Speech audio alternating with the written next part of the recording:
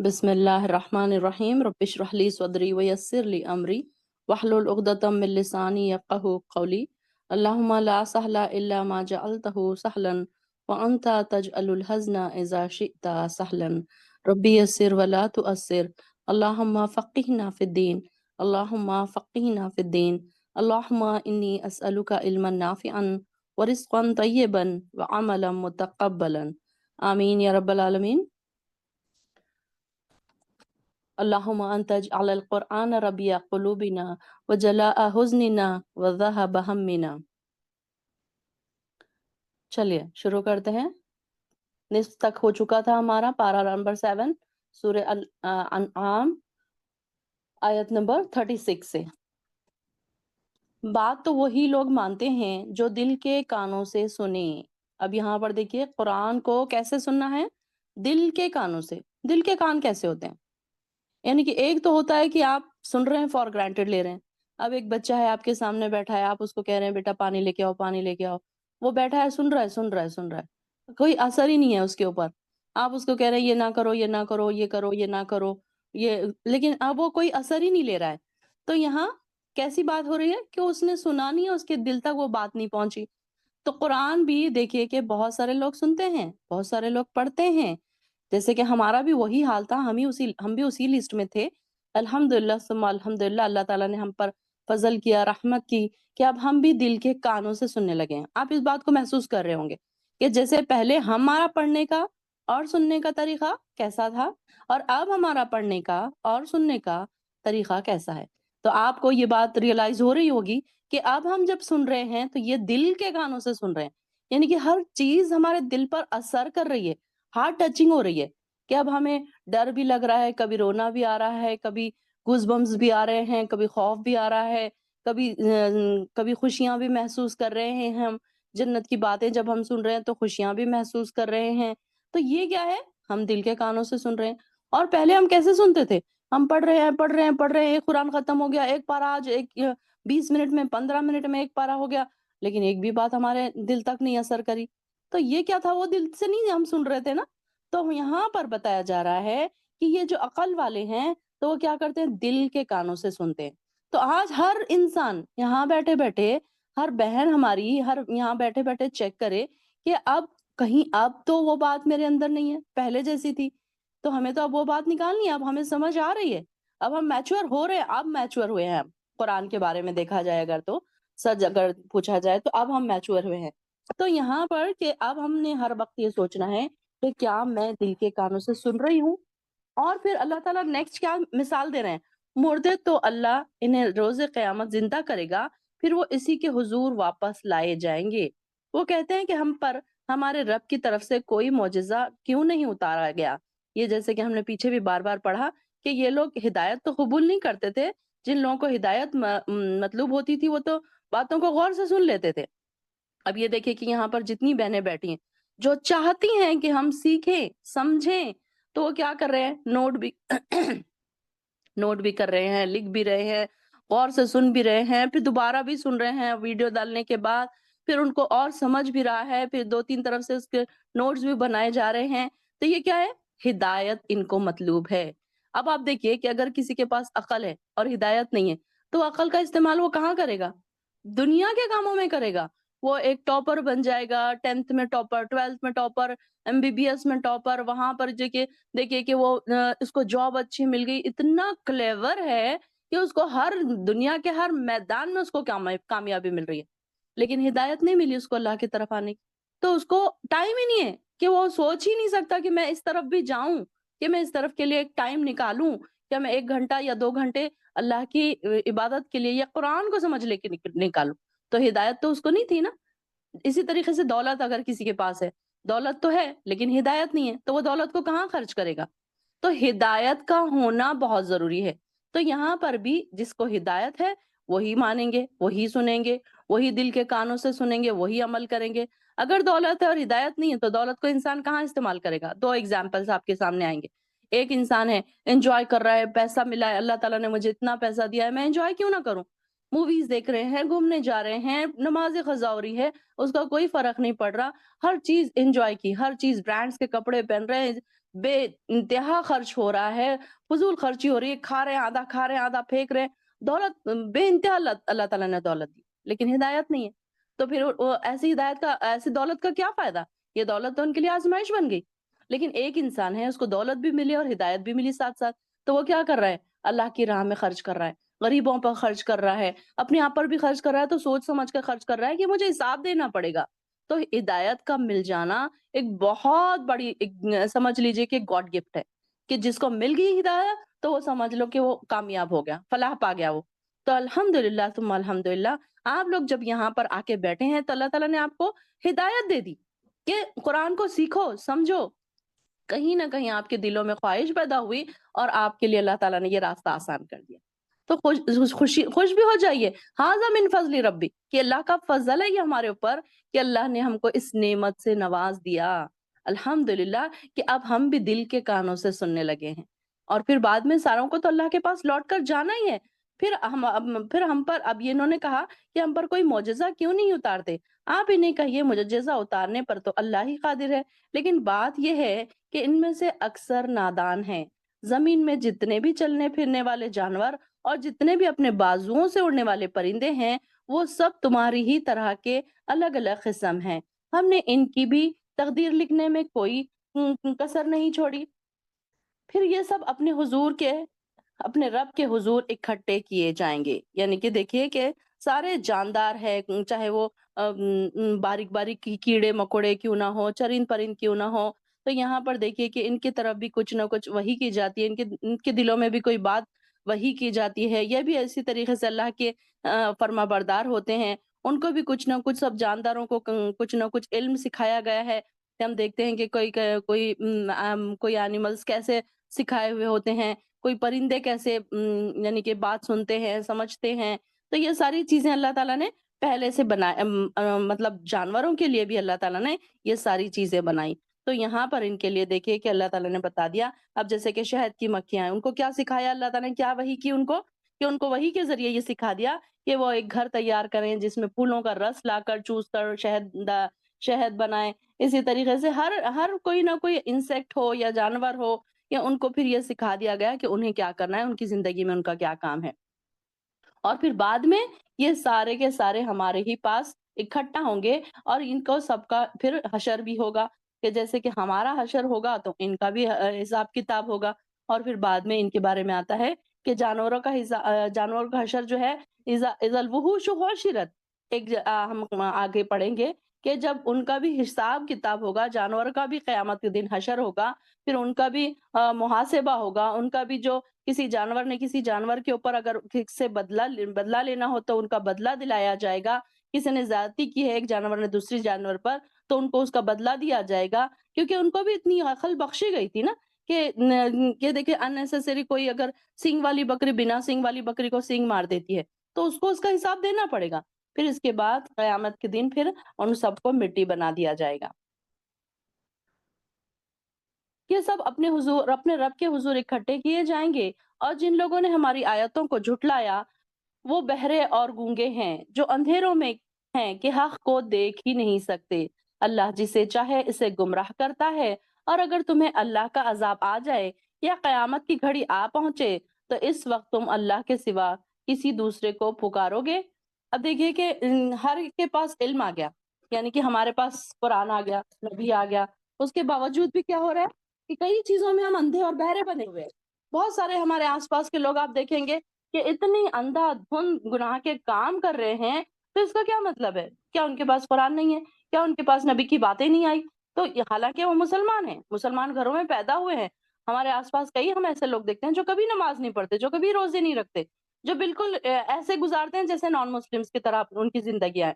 تو کیا ہے کہ اللہ تعالیٰ نے ان کو اندھے اور بہرے بنا دیا کہ وہ آنکھ کو دیکھ ہی نہیں سکتے، اور جسے اللہ چاہتا ہے اور جسے اللہ چاہتا ہے اسے گمراہ کرتا ہے، اور جس کے متعلق چاہتا ہے اسے راہ راست پر لگا لیتا ہے۔ وَمَن يَشَاء يَجْعَلْهُ عَلَى صِرَاطٍ مُسْتَقِيمٍ، اللہ تعالیٰ تو ہمیں بھی صراط مستقیم پر چلا دے، اللہ ہمیں اندھے و بہرے لوگوں میں شامل نہ کرنا، اللہ ہمیں بھی عقل کے اندھے نہ بنا دینا۔ تو یہاں پر آپ ان سے کہیے، بھلا دیکھو تو اگر تمہیں اللہ کا عذاب آ جائے یا قیامت کی گھڑی آ پہنچے تو اس وقت تم اللہ کے سوا کسی دوسرے کو پکارو گے؟ بولو اگر تم سچے ہو، بلکہ اسی وقت تم صرف اللہ ہی کو پکارو گے۔ اب یہ دیکھیے کہ کتنے بھی اللہ سے دور، دین سے دور لوگ ہیں، مسلمان ہیں، نام کے مسلمان ہیں، کبھی نماز نہیں پڑھی، کبھی قرآن نہیں پڑھا۔ آپ دیکھیے کہ ایسی پریشانیاں، جیسے سپوز زلزلہ آ گیا تو ایسے ٹائم پہ سب کیا کرتے ہیں؟ لا الہ پڑھنا شروع کرتے ہیں، اللہ سے دعائیں کرنا شروع کرتے ہیں۔ پلین پہ ابھی پلین کی ویڈیو آ رہی تھی بہت زیادہ، کہ وہ شخص پلین میں لا الہ پڑھ رہا تھا، اس کی ویڈیو اتنی وائرل ہو گئی، پھر بعد میں وہ بچ گیا، یہ بھی بتایا گیا کہ وہ بچ گیا پھر۔ تو کیا ہوتا ہے جب انسان کے اوپر موت کھڑی ہو جاتی ہے، کوئی پریشانی میں انسان پڑ جاتا ہے، تو پھر کیا کرتا ہے انسان کو؟ اللہ یاد آتا ہے۔ تو یہاں پر بتایا جا رہا ہے کہ تم اس کے سوا کس کو پکارو گے پھر؟ پھر جس تکلیف کے لیے تم اسے پکارتے ہو، اگر وہ چاہے تو اسے دور بھی کر دیتا ہے۔ اس وقت تو جنہیں تم شریک بناتے ہو انہیں بھول جاتے ہو۔ پہلے کے زمانے میں کیا کرتے تھے یہ لوگ؟ جب مشرکین مکہ جب جاتے تھے، کہیں سفر میں جاتے تھے اور سمندر میں جاتے تھے اور مصیبت آ جاتی تھی، تو یہ جیسے سمندر میں طوفان آ گیا، تو یہ لوگ سارے کے سارے مل کر کیا کرتے تھے؟ اللہ کو پکارتے تھے۔ جب اس وقت وہ اپنے اپنے جو ان کے بت ہوتے تھے ان کو ساروں کو بھول جاتے تھے۔ تو یہ یہاں پر بتایا جا رہا ہے کہ ایسے لوگ کیا ہے کہ جب بھی تکلیف میں پڑتے ہیں، پریشانی میں آتے ہیں، تو اللہ کو پکارتے ہیں، اور جیسے ہی اب ان کی ساری پریشانی دور ہو جاتی ہے پھر وہ اللہ تعالیٰ کو بھول جاتے ہیں، پھر وہی اپنے گناہوں کے کاموں میں پھنس جاتے ہیں۔ تو یہاں پر ان کے بارے میں ان کی طرف اشارہ کیا جا رہا ہے۔ لیکن آج ہمارا بھی وہی حال ہے کہ آپ دیکھیے کہ میں نے کئی بار دیکھا ہے کہ کئی بہنیں جب ہسبینڈ کی جاب چلی گئی تو مجھ سے پوچھنے لگی کہ بتائیں کیا وظیفہ کریں، کیسے تہجد پڑھیں، اور اتنی تہجدیں پڑھی، اتنی وظیفے کیے، اور جب جیسے ہی جاب واب لگ گئی، سارا کچھ ہو گیا، تو کلاس بھی چھوٹ گئی، وظیفے بھی چھوٹ گئے، تہجد بھی چھوٹ گئی۔ تو یہ حال ہوتا ہے ہمارا بھی کہ ہم کیا کرتے ہیں، جیسے ہی ہمارے اوپر پریشانی آئی ہماری تہجدیں بڑھ گئی، ہماری عبادتیں بڑھ گئی، جیسے ہی ساری چیزیں ٹھیک ہو گئی تو ہم واپس وہی والے دلدل میں آ گئے، وہی گناہوں کے دلدل میں، کبھی نماز پڑھ لی، کبھی چھوڑ دی، ہاں تو 5 وقت کی نمازیں ہی پابندی سے نہیں ہو رہی، تہجد تو بہت دور کی بات۔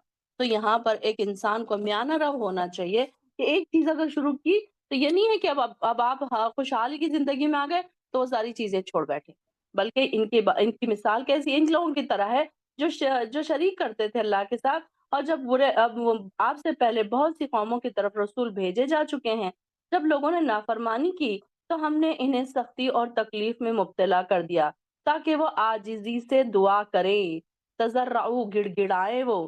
تو یہاں پہ دیکھیے کہ جب لوگ اتنے زیادہ گناہوں میں بڑھ جاتے ہیں تو یہاں پہ اللہ تعالیٰ کا عذاب کا قانون کیا ہے کہ جب کسی قوم میں اللہ کی نافرمانی کا آغاز ہوتا ہے تو اللہ تعالیٰ پہلے کیا کرتا ہے؟ ان کے اوپر ہلکے ہلکے عذاب نازل فرماتا ہے، جیسے قحط ہے، خوش سالی ہے، یا پھر وارننگ کے طور پر ان کو کوئی نہ کوئی ایسی چیزیں ڈالتا ہے کہ وہ ڈر جائے، اس کے حضور توبہ کرے، عاجزی کرے، تو پھر یہ اگر اللہ کی طرف متوجہ ہو جائے تو اس سے وہ سختی بھی دور کر دی جاتی ہے۔ پھر اگر وہ ایسا بھی نہ کرے پھر آئندہ اللہ تعالیٰ کی طرف سے رحمتوں کا نزول شروع ہونے لگ جاتا ہے، اگر وہ توبہ کرے، استغفار کرے۔ اور اگر توبہ نہ کرے اور نافرمانیوں اور سرکشی میں بڑھتے ہی چلے جائیں تو اس پر دوسری طرح کا عذاب آتا ہے۔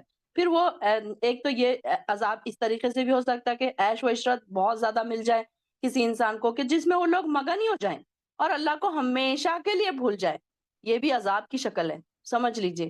کوئی یہ نہ سمجھے کہ کسی کو بہت عیش و عشرت کی زندگی ملی ہے، کسی کی بہت اچھی لائف چل رہی ہے اور وہ ہر طریقے سے انجوائے میں ہے، اس کی تو سیلری بھی اچھی ہے، اس کے تو بچے بھی اچھے ہیں، سارا کچھ اچھا ہے، تو وہ کیوں گڑ گڑائے گا؟ اللہ کے سامنے کیوں روئے گا؟ جس کے اوپر پریشانی آتی ہے وہ کیسے گڑ گڑاتا ہے، کیسے روتا ہے، راتوں کو اٹھ اٹھ کر روتا ہے؟ تو اللہ تعالیٰ یہ دیکھنا چاہتا ہے کہ میرے لیے کون اٹھ کے روتا ہے۔ اور پھر اللہ تعالیٰ اگر کسی کے اوپر آزمائش ڈالنا چاہے کہ دیکھا ان کو ہدایت ہی نہیں مل رہی، تو پھر اللہ تعالیٰ ان کے اوپر ایسا بھی کرتا ہے کہ کبھی کبھی پریشانیاں ڈالتا ہے اور کبھی کبھی عیش و عشرت والی زندگی ڈال دیتا ہے کہ اب یہ نہیں، مجھے چاہیے ہی نہیں ان کا گڑ گڑانا۔ تو انہوں نے کیا کیا؟ اللہ کو بھول ہی گئے، انہوں نے راستے سے انہوں نے ہٹ ہی گئے وہ بالکل۔ تو اللہ تعالیٰ نے بھی کیا کیا کہ ان کو اسی راستے میں بزی کر دیا کہ تم اس طرف آؤ ہی نہیں۔ اللہ تعالیٰ کو کوئی ضرورت نہیں ہے کسی انسانوں کی عبادت کی، اصل ضرورت تو ہم کو ہے کہ ہم اپنے گناہوں کو دھو لیں، ہم اللہ کو راضی کر لیں، ہم آخرت کی زندگی کو سنوار لیں۔ دنیا کی زندگی سنور جائے یہ کوئی بڑی بات نہیں ہے، بہت سارے لوگ ایسے ہیں ہمارے آس پاس جو نان مسلمز بھی ہیں، جو گناہگار بھی ہیں، جن کی زندگیاں خوشیوں سے بھری پڑی ہیں۔ ہمارے پاس ہے آس پاس ایسے۔ ان کو یہ نہ دیکھ کے سوچیں کہ دیکھو اللہ نے ان کو کتنا عطا کیا ہے اور ہم اتنے نیک ہیں، اتنی نمازیں پڑھ رہے ہیں، اتنی ہماری تہجد کبھی نہیں چھوٹتی، اور ہمارے اوپر دیکھو کہ اتنے پریشانی آ رہے ہیں، کبھی بچوں کی طرف سے پریشان ہے، کبھی شوہر کی طرف سے پریشان ہے، کبھی معاشی پریشانیاں ہیں، کوئی نہ کوئی کبھی بیماریاں آ رہی ہے، کچھ نہ کچھ چیزیں ہمارے ساتھ ہو رہی ہے۔ انسان یہ نہ سوچے، یہ جو ہو رہی ہے پریشانی آ رہی ہے تو اللہ تعالیٰ چاہتا ہے کہ بندہ اس کی طرف دوڑے، گڑ گڑائے۔ دیکھیے نا کہ جب ہمارے اوپر پریشانی آتی ہے تو ہم کیسے نمازیں پڑھتے ہیں، ہماری نمازوں کی ایک الگ سچویشن ہوتی ہے اس وقت، ہمارے سجدوں کی الگ سچویشن ہوتی ہے، ہمارا عبادت کا طریقہ ہی کچھ اور ہوتا ہے اس وقت۔ روتے ہیں، سجدے لمبے لمبے کرتے ہیں، دعائیں کرتے ہیں، گڑ گڑاتے ہیں، عاجزی اور انکساری کرتے ہیں۔ اللہ تعالیٰ کو ایسی عبادت پسند ہے۔ کبھی کبھی اللہ چاہتا ہے کہ میرا بندہ ایسی عبادت کرے، نیک تو ہے لیکن ایسی عبادت نہیں کر رہا ہے، نمازیں تو پڑھ رہا ہے لیکن اس میں وہ خشوع اور خضوع نہیں آ رہا ہے۔ تو کبھی کبھی اللہ اس وجہ سے بھی انسان کے اوپر آزمائش ڈالتا ہے۔ تو آزمائش جس کے بھی اوپر آ جائے تو وہ یہ نہ سوچے کہ اللہ تعالیٰ دیکھیے کہ میرے اوپر ہی کیوں ایسی پریشانیاں ڈال رہا ہے، یہ نہ سوچے، بلکہ یہ سوچے اللہ تعالیٰ چاہتا ہے کہ میں اس کی طرف آؤں، اور کس طریقے سے آؤں؟ خشوع اور خضوع سے۔ اس طرح ان ظالموں کی جڑ کاٹ دی گئی۔ آیت نمبر 44، جو انہیں کی گئی تھی، انہیں وہی کام خوبصورت بنا کر دکھائے گئے۔ سوری، پھر جب ان پر ہمارا عذاب آیا تو وہ کیوں نہ گڑ گڑائے، مگر ان کے دل تو سخت ہو گئے۔ جو کام وہ کر رہے تھے شیطان نے انہیں وہی کام خوبصورت بنا کر دکھا دیے۔ پھر جب انہوں نے وہ نصیحت بھلا دی تو جو انہیں کی گئی تھی، تو ہم نے ان پر خوشحالی کے تمام دروازے کھول دیے، یہاں تک کہ جو کچھ ہم نے انہیں دیا تھا اس میں مگن ہو گئے۔ تو ہم نے انہیں اچانک پکڑ لیا تو وہ ہر خیر سے مایوس ہو گئے۔ اس طرح ان ظالموں کی جڑ کاٹ دی گئی، اور ہر طرح کی تعریف تو اللہ رب العالمین کے لیے ہے۔ والحمد للہ رب العالمین، ظاہر ہے الحمدللہ اللہ تعالیٰ ہمیں اس کی بہت زیادہ تعریف کرنے والا بنائے، کہ انسان جب بہت زیادہ عیش و عشرت میں پڑ جاتا ہے تو پھر اللہ تعالیٰ کیا کرتا ہے، اس کو اچانک پکڑ لیتا ہے، اس کے طرح اچانک اس کے اوپر عذاب آ جاتا ہے، اور پھر ایسا عذاب آتا ہے کہ پھر اس کو وقت نہیں ملتا کہ وہ توبہ و استغفار کرے یا اپنے آپ کے لیے کوئی ایسا راستہ ڈھونڈ سکے۔ پھر اللہ تعالیٰ کیا کرتا ہے، ایسے ظالموں کی جڑ کاٹ کے رکھ دیتا ہے۔ اس نے ایسے ظالموں کو نیست و نابود کر دیا۔ آپ ان سے پوچھئے، بھلا دیکھو تو، اگر اللہ تعالیٰ تمہاری سماعت اور تمہاری آنکھیں سلب کر لے، یعنی تمہاری سننے کی اور دیکھنے کی صلاحیت چھین لے اور تمہارے دلوں پر مہر لگا دے، تو اللہ کے سوا کون الہ ہے جو یہ چیزیں تمہیں واپس لا دے؟ دیکھیے ہم کیسے بار بار اپنی آیات بیان کرتے ہیں۔ انظر کیف نصرف الآیات ثم هم یصدفون، پھر بھی یہ لوگ منہ موڑ جاتے ہیں۔ کہ دیکھیے اللہ تعالیٰ کیسے اپنی ان نعمتوں کا، 3 نعمتوں کا اللہ تعالیٰ اس آیت میں ذکر کر رہا ہے۔ آنکھ، کان اور دل اللہ کی آیات ہیں، اللہ کی نشانیاں ہیں یہ، کہ اس میں دیکھیے کہ انسان جب دیکھتا ہے، اس میں سب سے پہلے سننے کا ذکر ہے، کان کا ذکر ہے، کہ کس طرح کسی آواز سے ہوا میں لہریں پیدا ہوتی ہے، پھر وہ کان کے پردوں سے جا کر ٹکراتی ہے، پھر آواز جا کر اعصاب کے ذریعے دماغ تک پہنچتی ہے، پھر دماغ فوراً اس آواز کا مطلب اور مفہوم سمجھتا ہے، پھر انسان اپنی زبان سے فوراً بات کرنے والے کا جواب دیتا ہے۔ کہ دیکھیے کہ کتنے سیکنڈز میں یہ کام ہوتا ہے، کہ آپ کو کسی نے کوئی بات کہی، کسی نے آپ کو پکارا، وہ بات آپ کے کانوں سے ٹکرا کر دماغ تک گئی اور دماغ نے آپ کو جواب دیا کہ آپ کو یہ جواب دینا ہے، اور یہ سب کام اتنی جلدی ہو گئے کہ بات کرنے والے کا فوراً اس کو جواب بھی مل گیا۔ پھر یہی صورت دیکھنے کی بھی ہے، آنکھ کی بھی ہے، کہ آنکھ کوئی چیز کو دیکھتی ہے تو اس چیز کی تصویر یا فوٹو، یعنی کہ اس کے عدسے پر پڑتا ہے، جو ہمارے آنکھوں کے اندر جو ایک ہوتا ہے، اس کو کیا کہتے ہیں، عدسہ اردو میں کہتے ہیں، پھر وہی تصویر باریک سی نالیوں کے ذریعے دماغ کے پردے پر پڑتی ہے۔ پھر یہ دماغ فوراً یہ فیصلہ دیتا ہے کہ جو چیز آنکھ نے دیکھی وہ فلاں چیز ہے، فلاں رنگ کی ہے، اس کی شکل ایسی ہے، اس کا یہ ہے، اس کے بارے میں ساری چیزیں وہ دماغ اس کو دے دیتا ہے۔ تو دل کا نظام ان سے بھی جڑا ہوا ہے، تو قوت ہے، تمیز ہے، عقل ارادہ ہے، اختیار کی سب قوتیں اس سے متعلق ہے۔ کسی بات کو سوچنا، تدبیر کرنا فیصلہ کرنا، سب کچھ اسی کا ہے، اسی کام کے لیے ہے۔ تو اللہ تعالیٰ فرماتے ہیں کہ اگر اللہ تعالیٰ اس سننے کی صلاحیت اور دیکھنے کی صلاحیت کے عمل کو اگر تم سے چھین لے تو کیا ان مشرکوں کے الہ جو ہیں جن کو انہوں نے اپنے خدا بنا لیا ہے، تو کیا یہ اس کو بحال کر سکتے ہیں؟ لیکن یہ لوگ تو اللہ کی اس آیات پر غور ہی نہیں کرتے۔ جہاں اللہ کی آیات کا ذکر ہوتا ہے وہاں سے اپنا رخ موڑ لیتے ہیں۔ یہ دیکھیے کہ ہم کبھی بھی اتنی باریکی سے نہیں سوچتے نا، کان تو ہے، آنکھ تو ہے، ہم نے اس کو فار گرانٹیڈ لے لیا، ساروں کو ہے ہم کو بھی ہے، کیا بڑی بات۔ یہی ہوتا ہے نا، ہم تو یہ سوچتے بھی نہیں ہے کہ واقعی اگر ہمارے کان چھین لیے، کانوں کی صلاحیت چھین لی جائے۔ اب یہ دیکھیے کہ بیچارے جو لوگ اندھے ہوتے ہیں یا بہرے ہوتے ہیں، گونگے ہوتے ہیں، تو وہ دنیا کی وہ نعمتیں نہیں پا سکتے جو ہم جو نعمتیں پا رہے ہیں۔ اب آپ دیکھیے کہ کانوں کی صلاحیت ہونے کی وجہ سے آج ہم قرآن سن سک رہے ہیں، قرآن سن کے سمجھ سک رہے ہیں، دماغ پہ ہمارے اثر ہو رہا ہے اس کا، ہم اللہ کی طرف دوڑ رہے ہیں، عاجزی اور انکساری ہمارے اندر پیدا ہو رہی ہے۔ اب کئی لوگ ایسے ہیں جن کے کانوں کی صلاحیت ہی نہیں ہے سننے کی، تو ان کے کانوں تک تو یہ بات ہی نہیں پہنچ رہی، نہ ان کے کانوں تک یہ بات پہنچ رہی ہے کہ قرآن کا پڑھنا، یا پھر ان کے کانوں تک یہ بات نہیں پہنچ رہی کہ ہدایت کے کیا راستے ہیں، کیسے ہیں۔ پھر اسی طریقے سے آنکھوں کی بھی بات لے لیجئے کہ آنکھ کتنی بڑی نعمت ہے۔ اگر آنکھ نہ ہوتی تو ہم دنیا کی روشنیاں، یہ رنگینیاں، ہمارے بچے ہیں، ہمارے آس پاس کھانے اور پینے کی چیزیں ہیں، کتنی ایسی چیزیں ہیں، دنیا کی خوبصورتیاں، دنیا کی رنگینیاں، یہ ساری چیزیں جو بیچارے تو جن کی آنکھیں نہیں ہیں وہ ساری چیزوں سے محروم ہیں۔ لیکن ہم نے تو کبھی سوچا ہی نہیں، کبھی شکر بھی نہیں ادا کیا، اور کبھی ہم نے مانگا تھا یہ نعمت اللہ سے پیدا ہونے سے پہلے کہ اللہ ہمیں آنکھ بھی دینا، ہمیں کان بھی دینا، ہمیں دل بھی دینا، ہمیں عقل بھی دینا۔ ہم نے تو نہیں مانگا تھا، اللہ تعالیٰ نے تو بنا مانگے ہمیں یہ ساری چیزیں عطا کی۔ لیکن آپ دیکھیے کہ کبھی ہم اللہ کا شکر اس بارے میں کبھی نہیں کرتے، کبھی ہمارا خیال ہی نہیں جاتا اس طرف۔ ہم دنیا میں یا دنیا کی رنگینیوں میں اتنے ہم بزی ہیں کہ اس طرف ہمارا دھیان ہی نہیں جاتا کہ واقعی اللہ تعالیٰ نے بنا مانگے ہمیں ایسی اور ایسی نعمتیں عطا کی ہے کہ اللہ تیرا ہم شکر کیسے ادا کریں کہ اگر یہ چیز ہمیں ایک ایک چیز کو نہ رکھ کر سوچا کریں۔ تھوڑی دیر کے لیے سوچیں، آنکھ نہیں ہے تو کیا کیا نہیں ہو، کیا کیا مشکلیں آ سکتی ہیں، کان نہیں ہے تو کیا کیا مشکلیں آ سکتی ہیں، زبان نہیں ہے کسی کی تو کیا کیا مشکلیں آ سکتی ہیں، یہ سوچا کریں۔ اگر میرے پاس ہے تو میں دیکھیے کہ اگر اب صحت مند تندرستی، اب دوڑ دوڑ کے جا رہے ہیں، کھانا کھا رہے ہیں، پی رہے ہیں، گھوم رہے ہیں، پھر رہے ہیں۔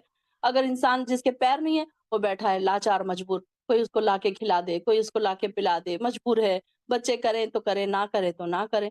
اور اسی طریقے سے آنکھیں ہیں، اندھا انسان، اس کو کوئی لے کر جائے پکڑ کے تو اس کو اس کا سارا کام ہو جائے، نہ لے کر جائے اس کو کوئی چھوڑ دے، فار گرانٹیڈ لے لے۔ اب آج کل تو ایسے لوگ بھی نہیں ہے کہ کوئی ایسے شخص اگر گھروں میں ہو تو ان کی بہت زیادہ کیئر کی جائے، ان کو بیچاروں کو تھوڑے دنوں کے بعد ایسے ہی چھوڑ دیا جاتا ہے، وہ اپنی زندگیاں خود جیتے ہیں، جس طریقے سے گرتے پڑتے اپنے کام ایسے ہی کرتے ہیں۔ تو یہاں پر دیکھیے کہ ایسے لوگوں کی زندگیاں کتنی تنگ ہوتی ہوں گی، اور الحمدللہ ثم الحمدللہ ھذا من فضل ربی، کہ یہ ساری چیزیں ہمارے لیے کیا ہے، اللہ تعالیٰ نے انعام کے طور پہ دے دی، فضل ہے اللہ کا کہ جو اللہ تعالیٰ نے ہم کو دیا۔ اور دیکھیے کہ اللہ تعالیٰ کیسی اپنی آیاتیں بیان کر رہا ہے، پھر بھی لوگ منہ موڑ جاتے ہیں۔ یہ ان لوگوں میں کہیں ہم بھی تو شامل نہیں ہیں؟ یہ تو کسی اور کی بات ہو رہی ہے، لیکن ہر آیت میں اپنے آپ کو رکھ کے دیکھیں کہ کیا ہم نے آج تک اس کا شکر ادا کیا تھا؟ کیا ہم نے اس بارے میں سوچا تھا کہ اگر میرے پاس دل نہیں ہوتا، اگر میرے پاس کان نہیں ہوتے، اگر میرے پاس آنکھ نہیں ہوتی تو میری زندگی کیسی ہوتی؟ بالکل پھیکی، بالکل بے رنگ ہوتی۔ آپ ان سے کہیے، بھلا دیکھو تو اگر تم پر اللہ کا عذاب اچانک آ جائے یا علانیہ آ جائے تو کیا ظالموں کے سوا اور کوئی اور بھی ہے، اور کوئی ہلاک ہوگا؟ اور ہم جو رسول بھیجتے ہیں تو صرف اسی لیے بھیجتے ہیں کہ لوگوں کو بشارت دیں اور ڈرائیں۔ پھر جو کوئی ایمان لے آیا اور اس نے اپنی اصلاح کر لی تو ایسے لوگوں کو نہ کوئی خوف ہوگا اور نہ وہ غمزدہ ہوں گے۔ اللہم اجعلنا منہم، اللہ تو ہماری بھی اصلاح کر دے اور ہمیں بھی ایسے لوگوں میں شامل کر دے کہ جن کو نہ کوئی خوف ہو، نہ وہ غمگین ہو۔ جن لوگوں نے ہماری آیات کو جھٹلا دیا تو ان کی نافرمانیوں کی انہیں ضرور سزا ملے گی۔ اے محمد صلی اللہ علیہ وسلم، آپ ان سے کہیے، میں یہ نہیں کہتا کہ میرے پاس اللہ کے خزانے ہیں، نہ ہی میں غیب کی باتیں جانتا ہوں، اور نہ میں یہ کہتا ہوں کہ میں فرشتہ ہوں، میں تو صرف اس کی پیروی کرتا ہوں جو میری طرف وحی کی جاتی ہے۔ آپ ان سے پوچھئے، کیا نابینا اور بینا برابر ہو سکتے ہیں؟ پھر تم لوگ کیوں نہیں سوچتے؟ افلا تتفکرون، کیا تم غور و فکر نہیں کرتے؟ کیا تم نہیں سوچتے؟ بینا اور نابینا میں یہاں پر کیا ہے، کیا مطلب ہے؟ یعنی کہ سچ مچ کی آنکھیں اور اندھے ہونا نہیں، بلکہ ہدایت والا اور بنا ہدایت والا، گمراہ انسان۔ بینا اور نابینا سے مراد یہاں پر کیا ہے؟ ایک بینا انسان کیا ہے؟ آنکھوں والا انسان کیا ہے؟ ہر چیز کو اللہ کی دیکھ رہا ہے، اللہ کی نعمتوں کو دیکھ سکتا ہے، ہدایت اس کو ملی ہے، اس کو اللہ تعالیٰ نے کہا ہے وہ ویسے ہی کام کر رہا ہے، اس کے دل ہدایت پر ہے۔ بینا کا مطلب یہ ہے کہ اللہ کی نشانیوں کو دیکھے اور اس کی طرف دوڑے اور اس طرف لپکے، اور نابینا کیا ہے؟ ہدایت کے اندھے، ساری نشانیاں آزو بازو پڑی ہیں اور اس کے باوجود بھی کیا ہے؟ انسان اندھا ہوا بیٹھا ہے، اسے کوئی نظر ہی نہیں آتی، اللہ کی ہدایت کی طرف آتا ہی نہیں ہے، اس کو کوئی چیز ایسی نظر نہیں آتی جس میں اللہ کی نشانیاں ہوں۔ دیکھیے کہ ہم جہاں نظر اٹھائیں وہاں ہم کو اللہ کی ایک نشانی نظر آئے گی۔ اب اپنے گھر میں بیٹھے بیٹھے بھی ایک نظر دوڑائیں اپنے کمرے میں کہ آپ کو ہر جگہ ایک نشانی نظر آئے گی۔ کیسے اللہ تعالیٰ نے ہمارے لیے نشانیاں بنا دی؟ پھر اللہ تعالیٰ پوچھ رہے ہیں کہ کیا افلا تتفکرون، کیا تم سوچتے نہیں ہو؟ کیا تم غور و فکر نہیں کرتے؟ آپ اس وحی کے ذریعے ان لوگوں کو ڈرائیے جو اس بات سے ڈرتے ہیں کہ انہیں ان کے رب کے یہاں اکٹھا کیا جائے گا۔ بس ایک یہ آیت ڈرنے کے لیے ہمارے لیے کافی ہے کہ ہمیں اللہ کے پاس جمع ہونا ہے، جس کے بعد اس کا کوئی حمایتی نہ ہوگا اور نہ سفارشی ہوگا۔ اب آپ دیکھیے کہ اللہ سے ڈرنے والوں کے لیے یہ ایک بات ہی کافی ہے کہ اللہ میں جب آپ کے سامنے کھڑی رہوں گی کیا کیا جواب دینے پڑیں گے، بچوں کی وجہ سے جواب دینا پڑے گا، اپنی جواب دینا پڑے گا، میں نے کہاں کہاں وقت ضائع کیا، کہاں کہاں میں نے کون کون سے گناہ کیے تیرے ایپ سے، کیسی کیسے مطلب کبھی رات کے اندھیروں میں، کبھی دن کے اجالوں میں کیا کیا میں نے گناہ کیا۔ اللہ جب میں آپ کے پاس کھڑی ہوں گی تو میرے پاس کتنے گناہ ہوں گے۔ ہر انسان یہ سوچے کہ امیجن کرے اپنے آپ کو کبھی کبھی کہ میں اللہ کے سامنے کھڑی ہوں اور اللہ تعالیٰ مجھ سے سوال پوچھ رہا ہے، کیا جواب دوں گی میں؟ ہر سوال کا جواب پریپئر کر کے رکھے۔ دیکھیے کہ جب بچہ ایگزام کے لیے جاتا ہے تو اس کو کیسے پریپئر کرایا جاتا ہے؟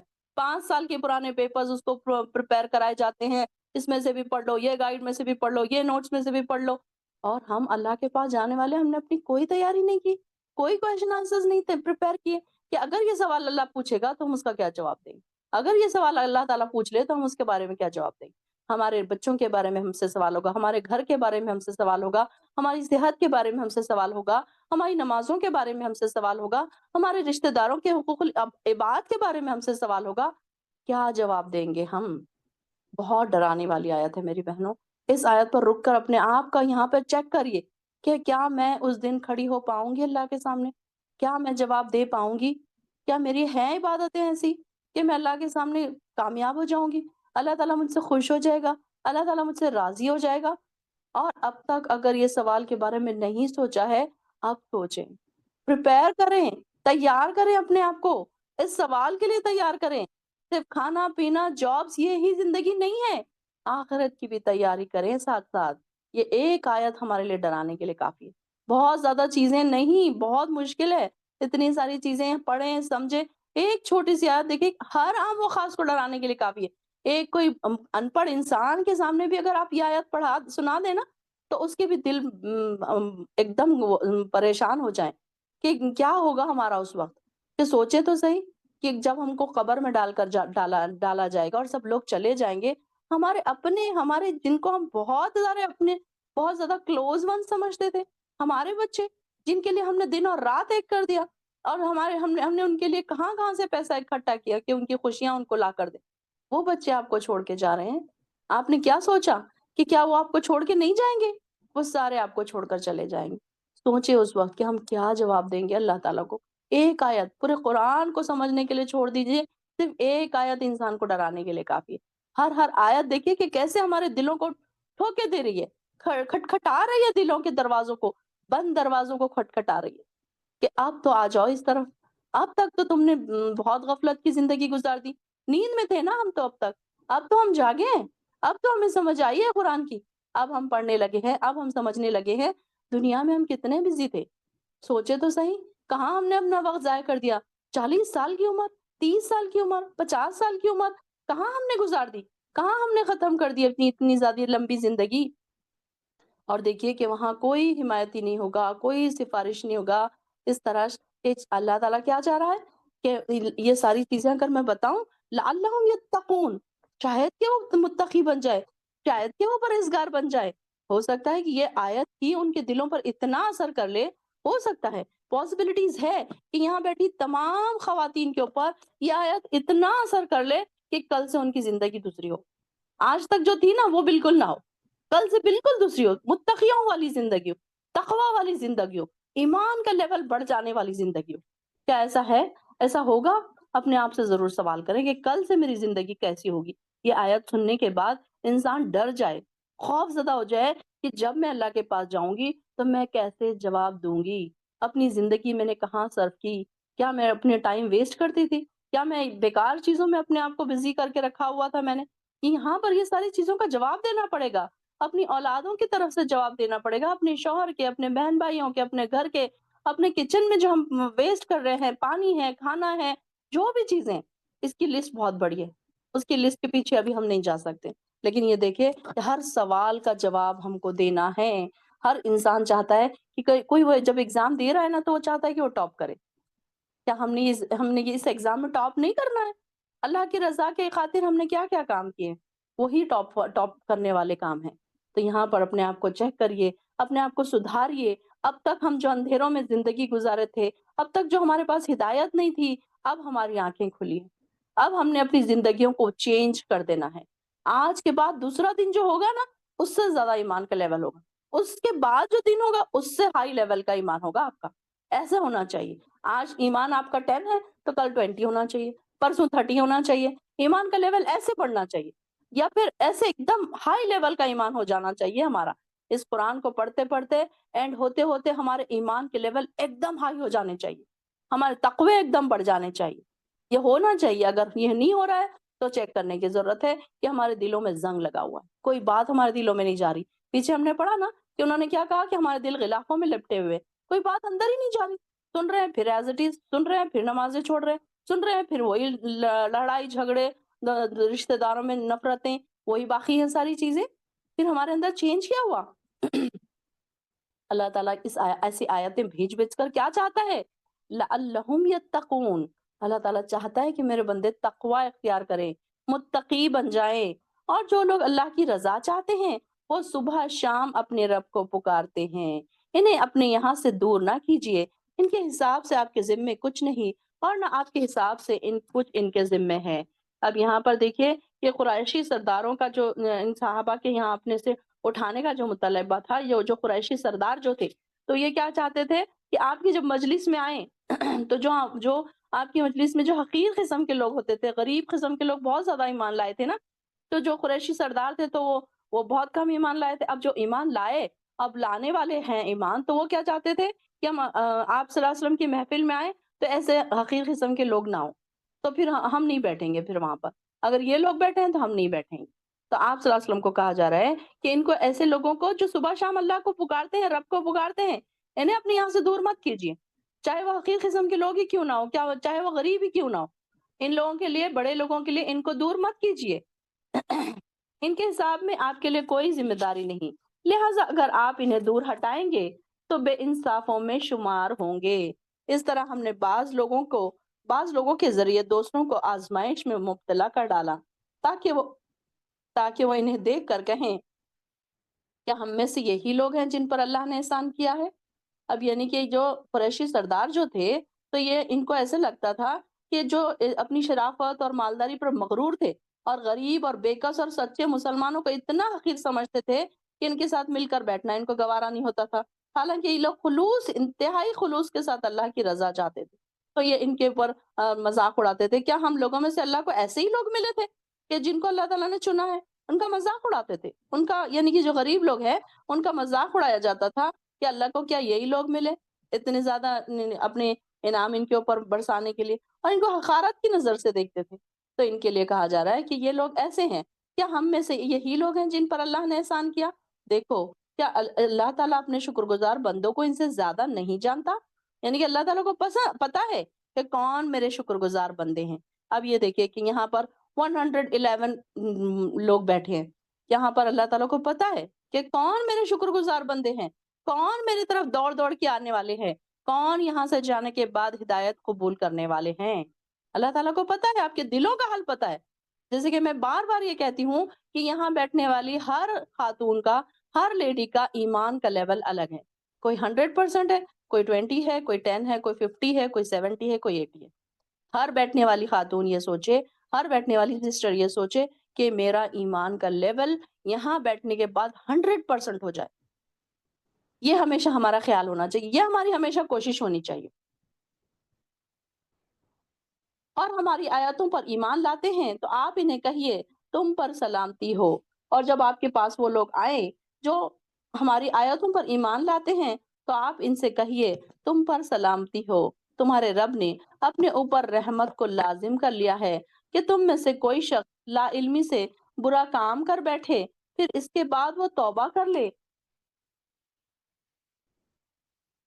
اور اپنی اصلاح کر لے تو یقیناً وہ معاف کر دینے والا اور رحم کرنے والا ہے۔ یہ دیکھیے کہ کوئی انسان اگر گناہ غلطی سے کر بھی لے تو پھر وہ کیا کرے؟ فوراً توبہ کر لے۔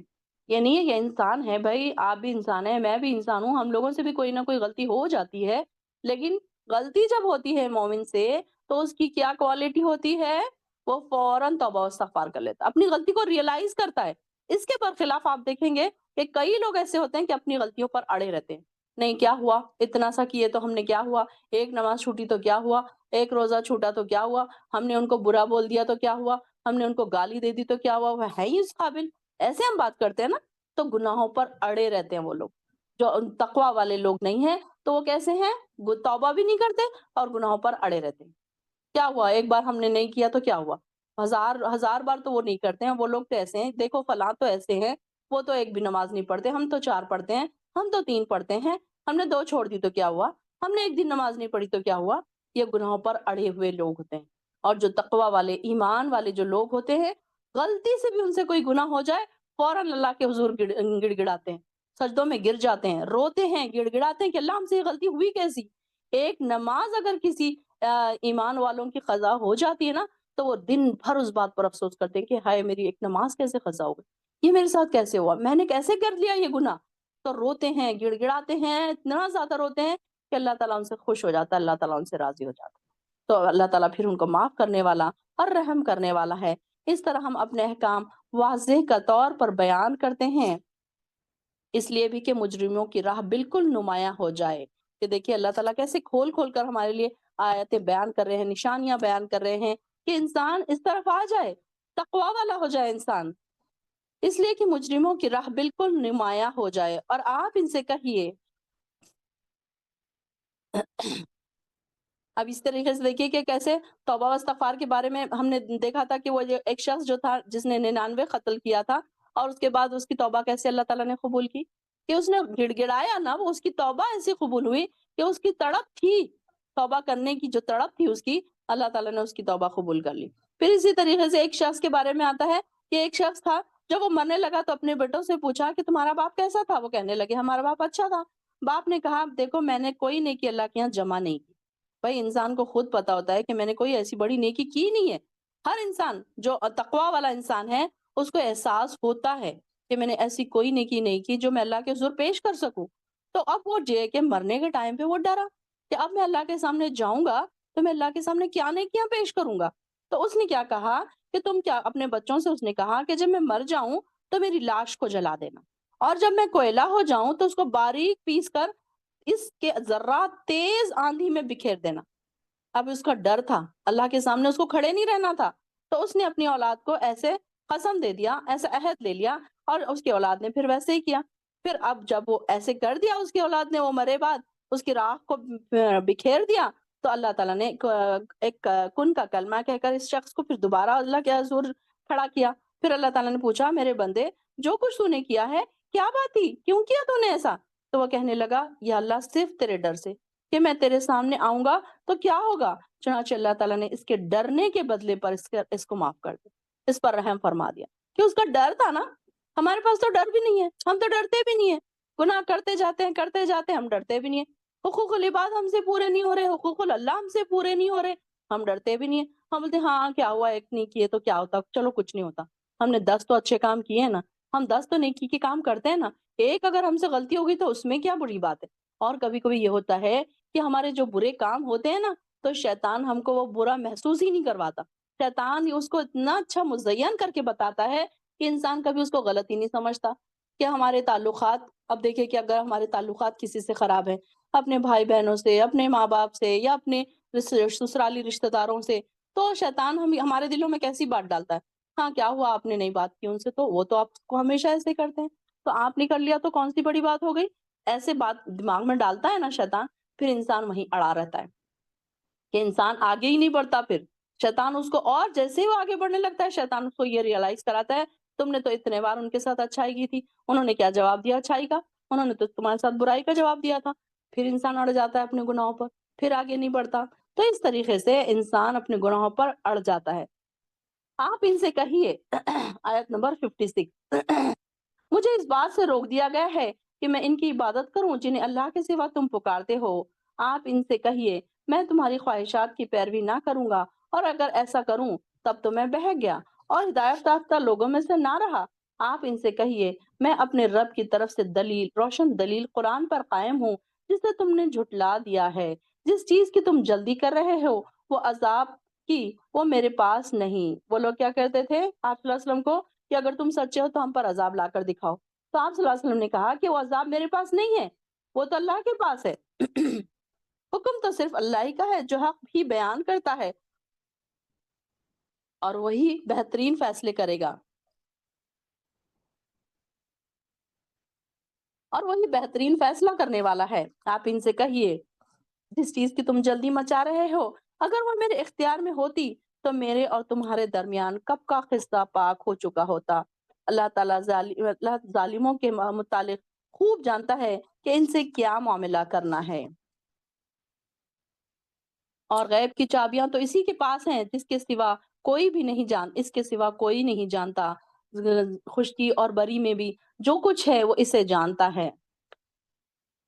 اب یہ دیکھیے کہ اگر سمندر میں کیا کیا ہے یہ صرف اللہ تعالیٰ جانتا ہے، زمین پہ کیا کیا ہے یہ اللہ تعالیٰ جانتا ہے. حالانکہ سائنس نے آج اتنی ترقی کر لی ہے لیکن سائنس نے سمندر کے بارے میں صرف 1% جان پائی ہے. 99% ابھی سمندر کی تہ کے بارے میں سائنسدان جان نہیں پائے ہیں کہ اس میں اور کیا کیا چیزیں. ابھی جو اتنا زیادہ جو ہم لوگ جان چکے ہیں کہ سمندر میں کس کس قسم کی مچھلیاں ہیں، کیسے کیسے انواع قسم کے انسیکٹس ہیں، کیا کیا ہیں، پیڑ پودے ہیں. ویل مچھلی کے بارے میں ہم نے جان لیا، شارک مچھلی کے بارے میں جان لیا، کیسی کلرفل مچھلیوں کے بارے میں جان لیا. اتنا سب کچھ جاننے کے باوجود انسان، اگر سائنس نے ابھی کیا جانا ہے 1% جانا ہے. اللہ کے علم میں سے 1% علم ابھی لوگوں کو ملا ہے. سائنسدان اتنی زیادہ ریسرچز کر رہے ہیں لیکن صرف 1% جان پائے. ابھی 99% لوگوں کو اس کا علم نہیں ہے اور کیا کیا چیزیں ہیں اس کے نیچے. تو یہ دیکھیے کہ اللہ تعالیٰ جانتا ہے اور کوئی پتا تک نہیں گرتا جس سے وہ جانتا نہ ہو، اور نہ ہی زمین کی کوئی تاریکیوں میں کوئی دانہ ہے جس سے وہ باخبر نہ ہو. اور تر اور خشک جو کچھ بھی ہو سب کتاب مبین میں موجود ہے. وہی تو ہے جو رات کو تمہاری روحیں قبض کر لیتا ہے. یہ دیکھیے یہ آیت بھی بڑی ڈرانے والی ہے کہ جب انسان سوتا ہے تو اس کی روحیں قبض کر لی جاتی ہیں. ہم دعا پڑھتے ہیں، سونے کی دعا کیا ہے؟ کبھی آپ نے اس دعا پہ غور کیا کہ اللہ میں تیرے ہی نام سے موت کی آغوش میں جاتی ہوں اور تیرے ہی نام سے زندہ اٹھوں گی. اللہم باسمک آموت و احیا. اسے ترجمے پہ غور کیا کریں نا، جب آپ کو سمجھ آئے گا کہ آپ بول کیا رہے ہیں. پڑھتے تو ہیں دعا لیکن ترجمہ کبھی نہیں سمجھا ہم نے. تو جب انسان سوتا ہے تو اس کی روحیں اللہ تعالیٰ کے پاس چل جاتی ہیں. کہ اس میں دیکھیے کہ روح جو ہے 2 قسم کی ہوتی ہے، ایک حیوانی اور دوسرے نفسانی روح. 2 قسم کی روحیں رات کو یا نیند کے دوران جو روح نفسانی جو ہے جسم سے نکل جاتی ہے، اور جس کے متعلق اللہ تعالیٰ نے فرمایا کہ وہ اسے قبض کر لیتا ہے. یعنی کہ انسان سچ مچ مرا نہیں ہے، صرف اللہ تعالیٰ نے اس کو اوپر بلا لیا. اس روح کے جسم سے علیحدہ ہونے کے اثر یہ ہوتا ہے کہ انسان کی سننے کی اور دیکھنے کی اور دل کے کام کرنے کی صلاحیت ختم ہو جاتی ہے. اب یہ دیکھیے کہ ایک انسان سو رہا ہے، اس کی روح چلی گئی اللہ تعالیٰ کے پاس. اب اس کو آپ بیٹھ کے بازو اسٹوری بولے یا اس کو آپ کوئی بات سنائے یا قرآن سنائے، وہ کچھ بھی نہیں سن رہا. اس کے دل پہ بھی کوئی اثر نہیں ہو رہا، کوئی دماغ پہ بھی اثر نہیں ہو رہا، کچھ دیکھ بھی نہیں رہا ہے. لیکن حیوانی روح کیا ہے؟ حیوانی روح جس میں موجود رہتی ہے، جس کی وجہ سے انسان میں دوران خون جاری رہتا ہے، وہ سانس بھی لیتا رہتا ہے. نیند بھی پوری ہونے کے بعد سوئے ہوئے کو جگانے سے روح نفسانی میں جسم پھر واپس لوٹ آ جاتی ہے. اب اگر جاگ گیا انسان تو نفسانی روح جو ہے پھر سے واپس آ گئی. ان دونوں قسم کی روحوں کا آپس میں تعلق یہ ہوتا ہے کسی ایک روح کے خاتمے سے یا قبض کرنے سے دوسرے کا خود خاتمہ ہو جاتا ہے اور انسان پر موت واقع ہو جاتی ہے. جیسے کہ سوئے ہوئے انسان پر آدھی موت طاری ہو چکی ہے تو ہوتی ہے. تو اس لیے رسول اللہ صلی اللہ علیہ وسلم نے نیند کو موت کی بہن قرار دیا ہے. تو اس حقیقت کو اللہ تعالیٰ نے اس آیت میں بیان فرمایا ہے کہ یہ دیکھیے کہ جب قیامت ہوگی تو وہی روح اللہ تعالیٰ، اب یہ دیکھیے کہ جب کیا ہوگا کہ جس طرح تمہاری نفسانی روح رات کو قبض کر کے صبح واپس بھیج دی جاتی ہے، اسی طرح موت کے وقت تمہاری روح کو قبض کر لے گا اللہ تعالیٰ، اور قیامت کے دن پھر اس روح کو تمہارے اندر واپس بھیج دے گا اور تمہیں قبروں سے پھر اٹھا کر کھڑا کرے گا۔ تو یہاں پر دیکھیے کہ جب ہم سوتے ہیں تو اس بات کو سوچ کے سویا کریں، اب میں صبح میں پتہ نہیں اٹھ پاؤں گی یا نہیں، میری روح تو اللہ کے پاس چلی گئی ہے۔ آگے ہم پڑھیں گے ایک جگہ کہ اللہ تعالیٰ فرماتے ہیں کہ جب ہم روحیں آسمان پر لے لیتے ہیں، تب جب سو جاتا ہے بندہ، اس کی روحیں ہم اوپر بلا لیتے ہیں، تو جس کا ارادہ کرتے ہیں اسے روک لیتے ہیں اپنے پاس، اور جس کا ابھی وقت طے نہیں ہوا ہے، اس کا معین وقت مقرر نہیں ہوا ہے، اس کو پھر ہم واپس بھیج دیتے ہیں۔ تو انسان ہر رات اپنے توبہ و استغفار کر کے سوئے، اپنے گناہوں کو دھو کر سوئے، اذکار پڑھ کر سوئے، اور اس بات کو سوچ کر سوئے کہ کیا کیا میں نے گناہ کیے ہیں، اگر کل میں نہ اٹھوں یا کل اگر میری آنکھ قبر میں کھلے تو کیا میں اس بات کے لیے تیار ہوں۔ اپنے آپ کو پریپیئر کر کے سویا کرے کہ اگر ایسی حالات ہو گئی تو کیا میرے پاس ہے تیاری جانے کی۔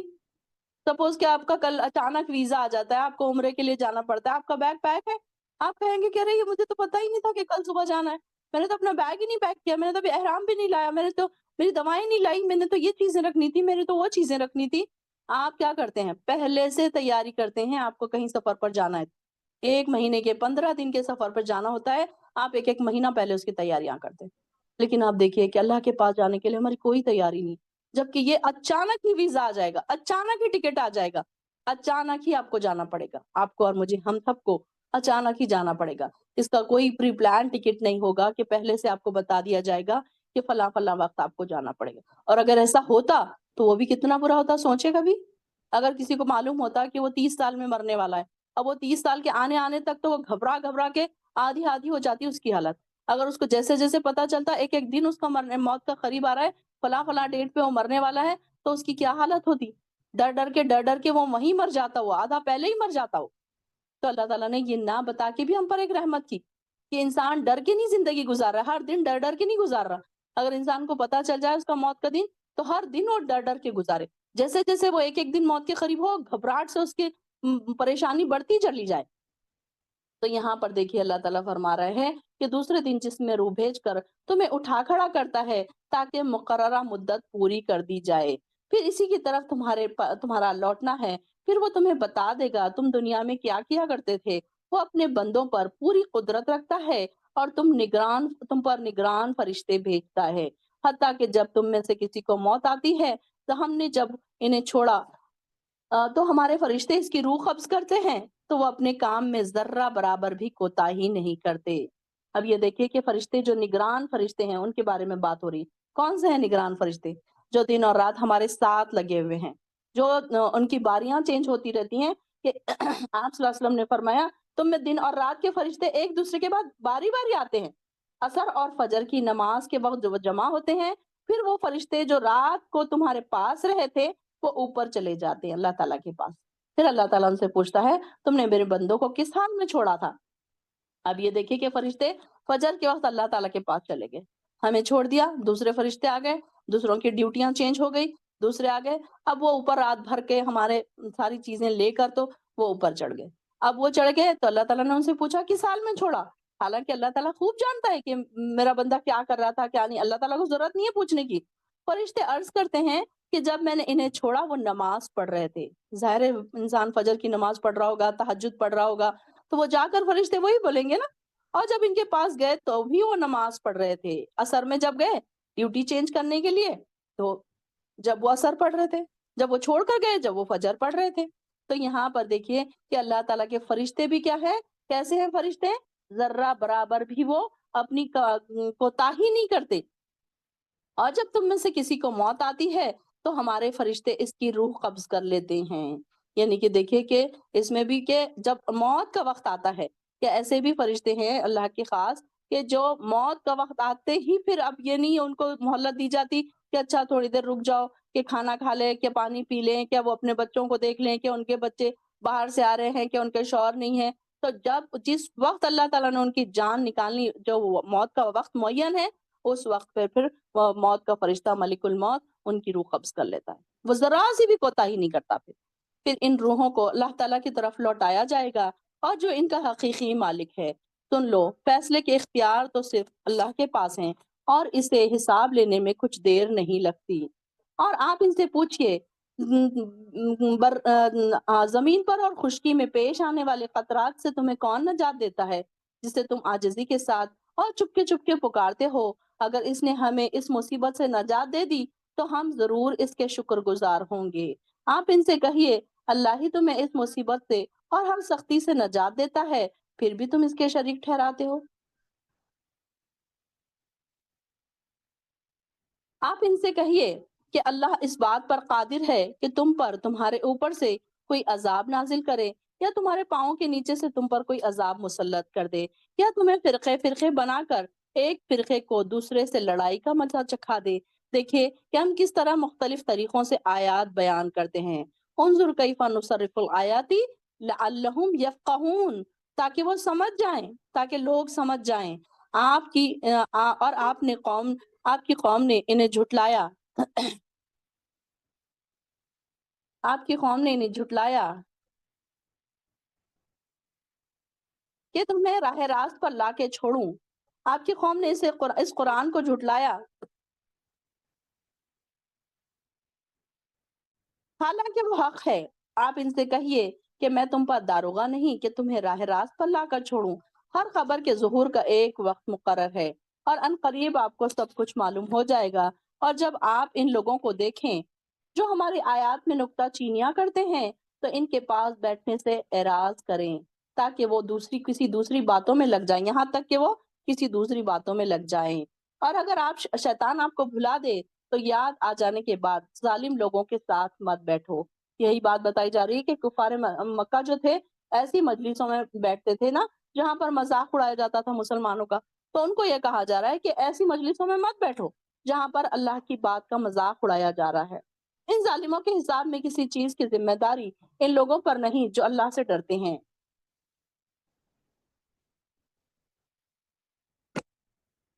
مگر نصیحت کرنا ان پر فرض ہے تاکہ وہ غلط کاموں سے بچیں۔ ان لوگوں کو چھوڑیے جنہوں نے اپنے دین کو کھیل اور تماشا بنا رکھا ہے، اور دنیا کی زندگی نے انہیں فریب میں مبتلا کر رکھا ہے۔ اور انہیں قرآن کے ذریعے یہ نصیحت کیجیے کہ ہر شخص اپنے اعمال کے بدلے میں گرفتار ہے، اللہ کے سوا نہ اس کا کوئی حمایتی ہوگا اور نہ سفارشی، اور کسی بھی چیز سے بدلہ دینا چاہے گا تو وہ قبول نہیں کیا جائے گا۔ یہی لوگ ہیں جو اپنے کیے کے بدلے میں گرفتار ہیں، اور جو وہ کفر کرتے رہے ہیں تو اس کے بدلے انہیں کھولتا ہوا پانی ملے گا، اللہ اکبر، اور انہیں دردناک عذاب ہوگا۔ آپ ان کافروں سے کہیے کہ ہم اللہ کو چھوڑ کر ان کو پکارے جو نہ ہمیں فائدہ دے سکتے ہیں نہ ہمارا کچھ بگاڑ سکتے ہیں۔ جب اللہ نے ہمیں ہدایت دی ہے تو کیا اس کے بعد ہم الٹے پاؤں پھر جائیں، جیسے کسی کو جنگل میں شیطانوں نے بہکا دیا ہو، اور وہ حیران و پریشان ہو، اور اس کے ساتھ ہی اسے پکار رہے ہوں کہ اگر ہدایت درکار ہے تو ادھر ہمارے پاس آؤ۔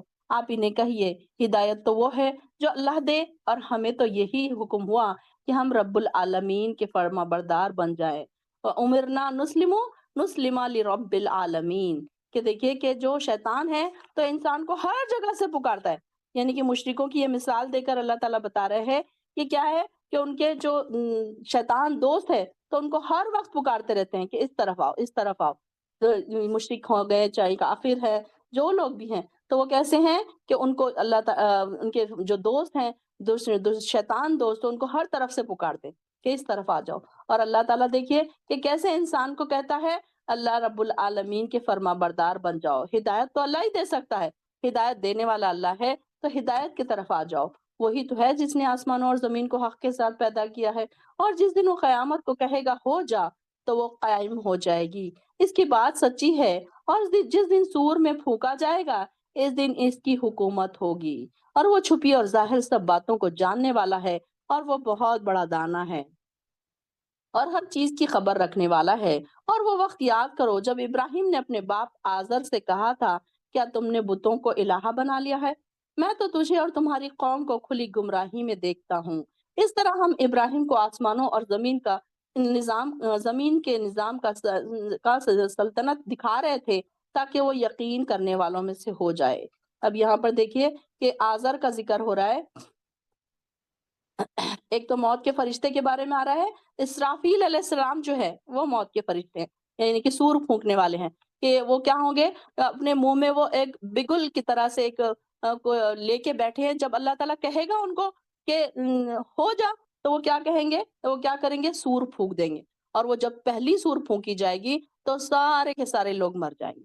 پھر گھبراہٹ کے مارے میں اتنی زیادہ اس کی تیز آواز ہوگی کہ سارے لوگ مر جائیں گے۔ پھر دوسرا سور پھونکا جائے گا تو سارے لوگ اٹھ کر پھر اللہ کی طرف جمع ہو جائیں گے۔ تو یہاں پر یہ دو بار اس میں سور پھونکا جائے گا، کہ اس میں یہ حدیث میں آتا ہے کہ ان دونوں سور کے درمیان 40 سال کا فاصلہ ہوگا۔ لوگوں نے پوچھا 40 دن کا، تو کہنے لگے یہ نہیں کہہ سکتا یہ 40 دن کا ہے یا 40 ماہ کا ہے یا 40 سال کا فاصلہ ہے۔ اس کے بعد پھر دوسری سور پھونکی جائے گی اور اللہ تعالیٰ آسمان سے کہے گا بارش برسائے گا، تو لوگ زمین سے اس طرح اگائیں گے جیسے سبزہ اگاتا ہے، اور زمین آدمی کی بدن کی ہر چیز گل سڑ چکی ہوگی، لیکن پھر ہڈی کی ایک نوک، سائنس نے بھی اس بات کو پروف کیا ہے کہ ریڑھ کی ہڈی کی ایک جو ہڈی ہے جو بالکل کیسی ہے، رائی کے دانے کے برابر ہے، وہ بالکل مٹی میں نہیں گھلتی، تو وہ ہڈی سے سارے انسان جانور جو ہے پھر اب وہ پھر سے کھڑے ہو جائیں گے۔ تو یہاں پر ان کے بارے میں آتا ہے کہ اللہ تعالیٰ جس کو چاہے گا پھر اس دن پھر وہ ساروں کا ساروں دوبارہ اٹھائے گا۔ پھر یہاں پر اگلا ذکر آ رہا ہے کہ ان کے ابراہیم علیہ السلام کے والد کا نام، جن کا نام آزر تھا، اور وہ کیسے تھے، یہ ان کے بارے میں بتا ہے کہ وہ بت بناتے تھے اور بتوں کی پوجا کرنے والے تھے، اور ابراہیم علیہ السلام ان کے گھر پیدا ہوئے۔ یہ بھی دیکھیے کہ اللہ تعالیٰ کو کیسے نشانیاں بتانی تھی کہ ایک ایسے مشرک گھرانے میں پیدا ہوئے اور وہ اللہ کے دوست بنے۔ خلیل اللہ ہے نا ان کا لقب۔ تو یہاں پر جب ابراہیم علیہ السلام چھوٹے تھے تو دیکھیے کہ وہ کیسے ہوا، جب ان پر رات تاری ہوئی تو انہوں نے ایک ستارہ دیکھا، ابراہیم علیہ السلام جب چھوٹے تھے، جب کی بات ہے، تو پھر انہوں نے کہا کہ یہ میرا رب ہے۔ پھر جب وہ ڈوب گیا تو کہنے لگے، ابراہیم کہنے لگے میں ڈوب جانے والوں کو پسند نہیں کرتا۔ پھر جب چاند کو چمکتا ہوا دیکھا تو بولے کیا یہ میرا رب ہے؟ جب وہ بھی ڈوب گیا تو کہنے لگے اگر میرے رب نے میری رہنمائی نہ کی تو میں تو گمراہ ہو جاؤں گا۔ پھر جب سورج کو چمکتا ہوا دیکھا تو بولے کیا یہ میرا رب ہے؟ تو یہ تو سب سے بڑا ہے۔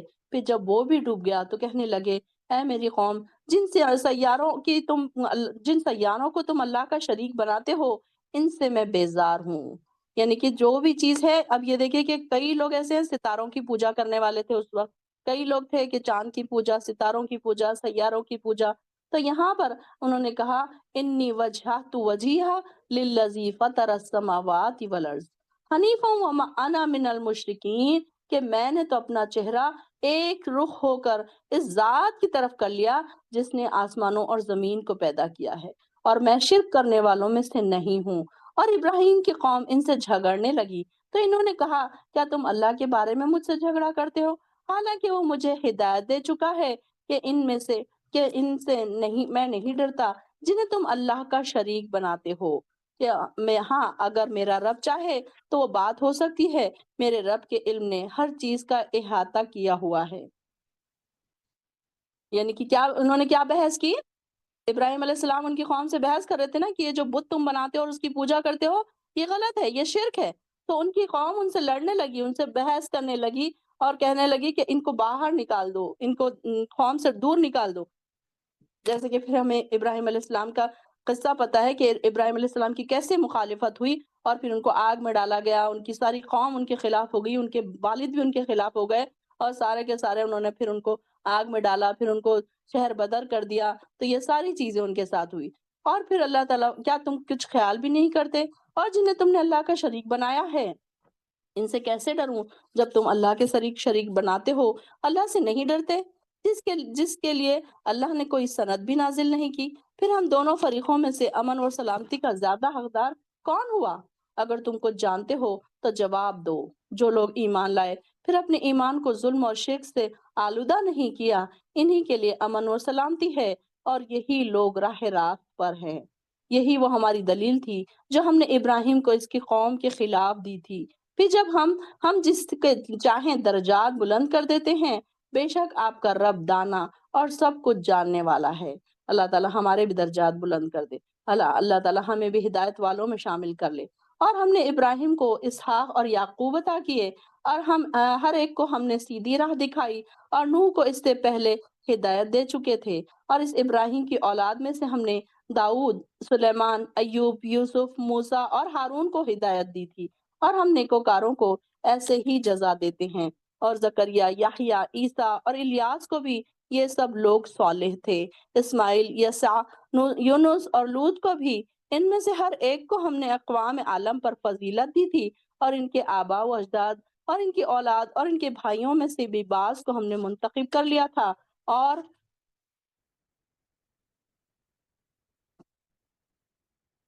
بعض کو ہم نے سیدھی راہ کی طرف رہنمائی کی۔ یہ ہے اللہ کی ہدایت، اپنے بندوں میں سے جسے وہ چاہتا ہے اس کو ہدایت پر چلا دیتا ہے۔ اور اگر وہ لوگ اوپر جو انبیاء کا ذکر آ رہا ہے وہ بھی شرک کرتے تو ان کا سب کیا کرایا برباد ہو جاتا۔ یہ وہ لوگ ہیں جنہیں ہم نے کتاب بھی دی، قوت فیصلہ بھی اور نبوت بھی۔ اگر یہ کافر ان باتوں کا انکار کرتے ہیں تو پرواہ نہیں، ہم نے کچھ اور لوگوں کے سپرد خدمت کر دی ہے جو ان باتوں کے منکر نہیں۔ یہی لوگ ہیں جنہیں اللہ نے ہدایت کی تھی، اور آپ انہی کے راستے پر چلیے، اور کہہ دیجئے کہ میں اس تبلیغ و رسالت کے کام پر تم سے اجرت نہیں مانگتا۔ دیکھیں جتنے انبیاء آئے تھے تو انہوں نے کبھی کسی سے اجرت نہیں لی کہ اب میں تمہیں اتنی نیکی کی بات بتا رہا ہوں کہ اس کے بدلے میں یہ لوں گا، نہیں، بلکہ انہوں نے کبھی اجرت نہیں لی، اپنی زندگیاں انہوں نے ختم کر دی۔ یہ تو تمام جہان والوں کے لیے ایک نصیحت ہے۔ ان لوگوں نے اللہ کو ایسے نہیں پہچانا جیسے اسے پہچاننا چاہیے تھا۔ کہتے ہیں کہ اللہ نے کسی بشر پر بھی کچھ نہیں اتارا۔ آپ ان سے کہیے، جو کتاب موسیٰ لائے تھے اسے کس نے اتارا تھا؟ وہ کتاب جو لوگوں کے لیے نور اور ہدایت تھی، تم نے اسے ورق ورق بنا رکھا ہے۔ ان میں سے کچھ ورق تو ظاہر کرتے ہو اور زیادہ چھپا جاتے ہو۔ یعنی کہ کیسے؟ کس کے بارے میں آ رہا ہے کہ یہ انہوں نے جو توریت تھی اس کو انہوں نے کیا کیا کہ بہت ساری چیزوں کے ورق ہی غائب کر دیے بیچ میں سے، اور اس میں سے کچھ کچھ چھپا دیا، کچھ کو بتا دیا۔ جو بتانا مقصد ہوتا وہ بتا دیتے، جو چھپانا مقصد ہوتا اس کے ورق ہی غائب کر دیتے درمیان میں سے۔ اور اس کتاب سے تمہیں وہ کچھ سکھایا گیا جو تم نہیں جانتے تھے، اور نہ تمہارے آباء و اجداد۔ آپ کہہ دیجئے کہ اسے اللہ ہی نے اتارا، پھر انہیں چھوڑیے کہ وہ اپنی فضول بحثوں میں ہی پڑے کھیلتے رہیں۔ اور یہ کتاب جو ہم نے اتاری ہے خیر و برکت والی ہے، اور اپنے سے پہلے کتابوں کی تصدیق کرتی ہے، اور اسی لیے اتاری ہے کہ آپ اس کے ذریعے اہل مکہ اور آس پاس کے لوگوں کو ڈرائیں، جو لوگ آخرت پر یقین رکھتے ہیں اور اس پر ایمان لاتے ہیں، اور اپنی نمازوں کی پابندی کرتے ہیں۔ اور اس شخص سے بڑھ کر ظالم کون ہو سکتا ہے جس نے اللہ پر بہتان باندھا، جس نے کہا کہ میری طرف وحی کی گئی، حالانکہ اس طرف کچھ بھی وحی نہیں کی گئی۔ جو کہتا ہے کہ میں بھی ایسی چیز نازل کر سکتا ہوں جو اللہ نے نازل کی ہے، تو کاش آپ ان ظالموں کو دیکھیں جب وہ موت کی سختیوں میں مبتلا ہوں گے، اور فرشتے ان کی طرف اپنے ہاتھ پھیلائے ہوئے ہوں گے اور کہتے ہوں گے لاؤ اپنی جانیں نکالو، آج تمہیں ذلت کا عذاب دیا جائے گا، کیونکہ تم ناحق باتیں اللہ کے ذمے لگاتے تھے اور ان آیتوں کو ماننے کی بجائے ان سے تکبر کرتے تھے۔ اللہ تعالیٰ فرمائے گا تم ہمارے پاس اکیلے اکیلے ہی آ گئے، جیسا کہ ہم نے تمہیں پہلی بار پیدا کیا تھا، اور جو نعمتیں ہم نے تمہیں عطا کی تھی سب پیچھے چھوڑ آئے ہو۔ ہم تمہارے ساتھ تمہارے وہ سفارشی نہیں دیکھ رہے جس کے متعلق تمہارا خیال تھا کہ وہ تمہارے معاملات میں اللہ کے شریک ہیں۔ اب تمہارے درمیان رابطہ کٹ چکا ہے، اب وہ تمہیں وہ باتیں ہی بھول گئیں جو تم گمان کرتے تھے۔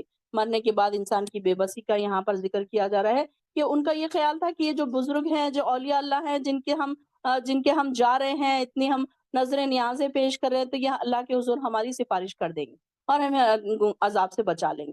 تو یہاں پر ہم ان کو بتایا جا رہا ہے کہ یہ جو تمہاری اتنا تم نے ان کو اپنا بنایا ہوا تھا، تو اب وہ کہاں ہیں؟ تم تو یہاں اکیلے آ گئے، سارے کے سارے تمہارے ان سے رشتے کٹ گئے۔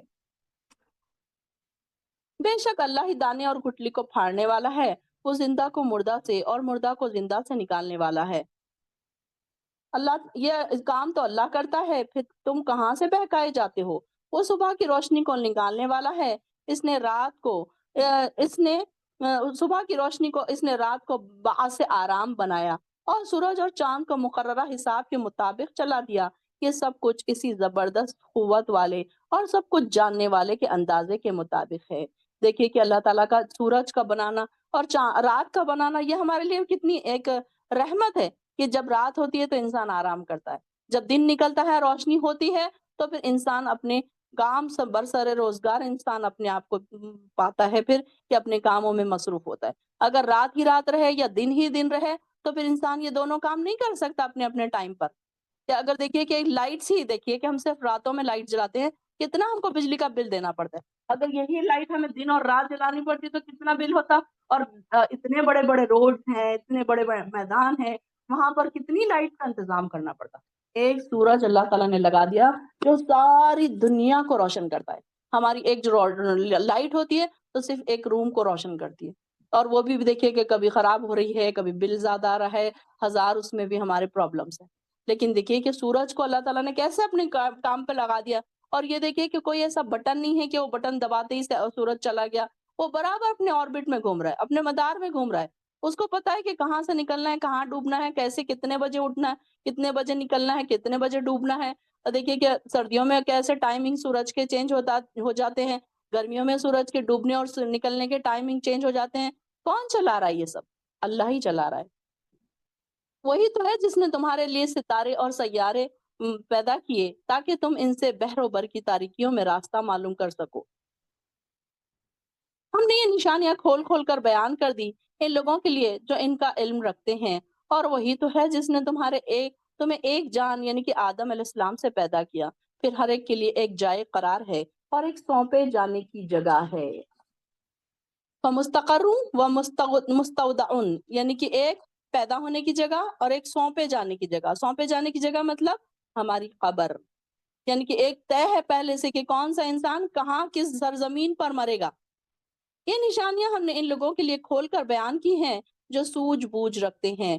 وہی تو ہے جس نے آسمان سے پانی برسایا، اور پھر اس نے ہم نے ہر طرح کی نباتات اگائی اور ہرے بھرے کھیت پیدا کیے جن سے ہم تہ بتہ دانوں والے خوشے نکالتے ہیں، اور کھجوروں کے شگوفے سے گچھے پیدا کرتے ہیں جو بوجھ کی وجہ سے جھکے ہوتے ہیں۔ آپ دیکھیں گے کہ کھجور کا جو خوشہ ہوتا ہے اتنا وزنی ہوتا ہے کہ اسے ایک انسان آسانی سے نہیں اٹھا سکتا، یعنی کہ لیکن پھر بھی دیکھیے کہ اس کو درخت کیسے اس کو سنبھالے ہوئے ہیں۔ یہ اللہ تعالیٰ کی نشانیاں ہیں۔ اور انگور، زیتون اور انار کے باغات پیدا کیے جن کے پھل ملتے جلتے ہوتے ہیں اور الگ الگ بھی۔ ان کے پھل لانے اور پھلوں کے پکنے پر ذرا غور تو کرو۔ ان باتوں میں لوگوں کے لیے بہت سی نشانیاں ہیں جو ایمان لاتے ہیں۔ ان لوگوں نے جنوں کو اللہ کا شریک بنا دیا، حالانکہ اللہ نے ہی انہیں پیدا کیا، پھر بغیر علم کے اللہ کے لیے بیٹے اور بیٹیاں گھر ڈالے۔ جو کچھ یہ لوگ بیان کرتے ہیں اللہ اس سے بہت پاک ہے اور بلند ہے۔ وہ آسمانوں اور زمین کی ایجاد کرنے والا ہے۔ بدیع السماوات والارض، آیت نمبر 100 ختم ہوئی ہے۔ اور یہ آسمانوں اور زمین کو پیدا کرنے والا ہے، اس کے اولاد کیسے ہو سکتی ہے جبکہ اس کی بیوی ہی نہیں؟ اس نے تو ہر چیز کو پیدا کیا ہے اور وہ ہر چیز کو جاننے والا ہے۔ یہ ہیں تمہارے رب کی صفات، اس کے سوا کوئی الہ نہیں۔ ذالکم اللہ ربکم لا الہ الا ہوا خالق کل شیء فاعبدوہ، تو تم لہٰذا اس کی ہی عبادت کرو، اور وہ ہر چیز پر نگرانی رکھنے والا ہے۔ نگاہیں اسے پا نہیں سکتی جبکہ وہ نگاہوں کو پا لیتا ہے۔ سبحان اللہ۔ اور وہ بڑا باریک بین اور ہر چیز کی خبر رکھنے والا ہے۔ تمہارے رب کی طرف سے بصیرت افروز دلائل آ چکے ہیں۔ اب جو شخص بصارت سے کام لے تو اس کا کام اپنا ہی بھلا ہے، اور جو اندھا بنا رہے اس کا نقصان بھی وہی اٹھائے گا، اور میں تم پر محافظ نہیں ہوں۔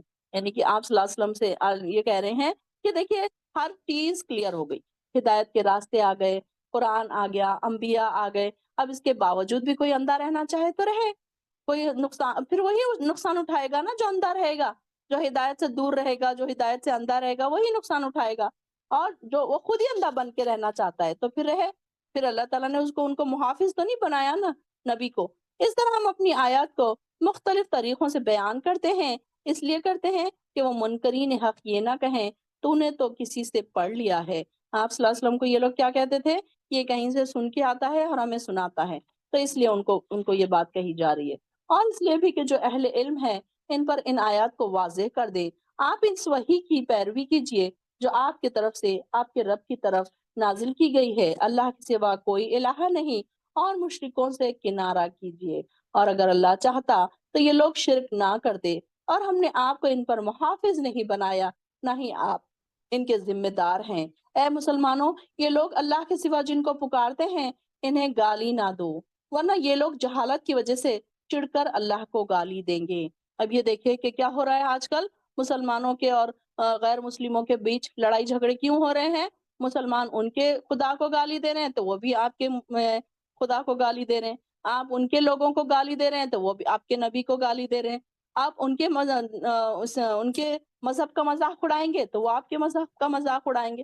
تو یہاں پر ہمیں سکھایا جا رہا ہے کہ ان کے مذہب کو گالی مت دو، ان کے مذہب کو برا مت بولو، اگر تم ایسے کرو گے تو وہ بھی پھر ایسے ہی کریں گے۔